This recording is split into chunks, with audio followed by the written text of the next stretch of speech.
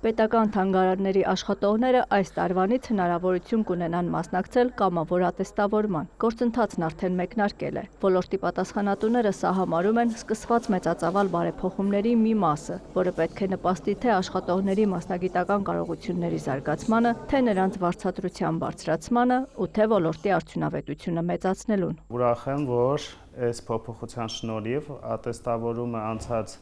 աշխատակիցները հնարավորություն կունենան միջինը 57%-ով բարձրացնել իրենց վարձատրությունները։ Եթե միջին աշխատավարձը մոտավորապես 130,000 դրամ էր, այս հավելավճարի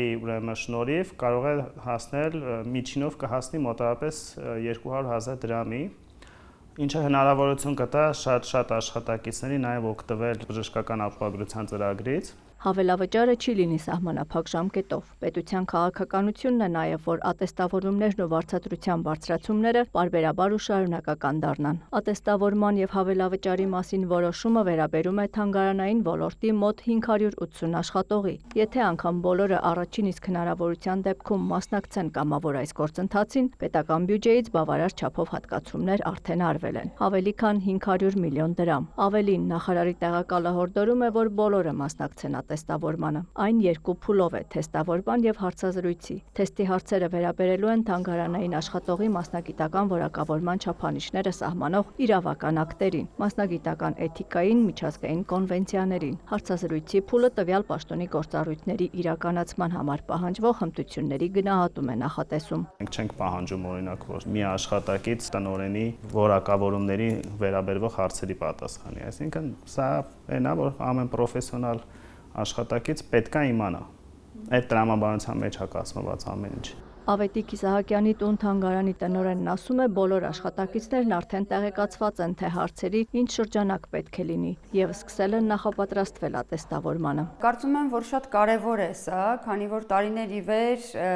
թանգարանների աշխատակիցները որպես նվիրյալներ են աշխատել թանգարանում եւ այսօր էլ այդպես է, շատ չնչին աշխատավարձով պահել, պահպանել են եւ զարգացրել են, հանրահռչակել են մեր թանգարանների արժեքները եւ այսօր, եթե իրենք կարողանան իրենց ուժերով, իրենց սովորած գիտելիքների համաձայն բարձրացնել իրենց աշխատավարձը, սա շատ մեծ ներդրում կլինի մեզ համար եւ ինչու ոչ, նաեւ թանգարանների աշխատանքը ել ավելի կբարելավի, ել ավելի կզարգանա։ Արմենուհի Ավետիսյանը հավելում է, ոլորտին առնչվող նոր օրենքներ են ընդունվում, նոր մեթոդներ են ի հայտ գալիս եւ թանգարանների աշխատողները պարզապես պարտավոր են տեղյակ լինել։ Ավետիք Իսահակյանի տուն թանգարանում 13 աշխատող կա։ Կամավոր ատեստավորմանը մասնակցելու որոշում ունի նրանցից դեռևս 9։ Ճիշտ է, մեզ համար մի փոքր դժվար է, անսովոր է, տարիներ շարունակ նման երևույթ չի եղել իրականում, մանավանդ որ թանգարանի ակտիվ գործունեությանը զուգահեռ իրենք պետք է պատրաստեն այս նյութերը, բայց ասեմ, որ իրենք էլ ցանկություն ունեն իհարկե կարդալու, սովորելու, իրենց գիտելիքները ավելացնելու եւ մեզ համար էլ է դա շատ կարեւոր ոչ միայն աշխատավարձի իմաստով, այլև աշխատանքի որակի բարձրացման իմաստով։ Իսահակյանի տուն թանգարանում աշխատողների ատեստավորումը կլինի հուլիսին, ոչ կենտրոնացված կարգով։ Հաշվի առնելով առանձնահատկությունները յուրաքանչյուր թանգարան ինքն է հաստատում ատեստավորման հանձնաժողովի կազմը եւ գործընթացի ժամկետները։ 7 հոգանոց հանձնաժողովների կազմում պետք է լինեն ներկայացուցիչներ նախարարությունից, թանգարանների միջազգային ասոցիացիայից, հասարակական կազմակերպություններից։ Աննա Զախարյան, Աշոտ Խաչատրյան, լուրեր։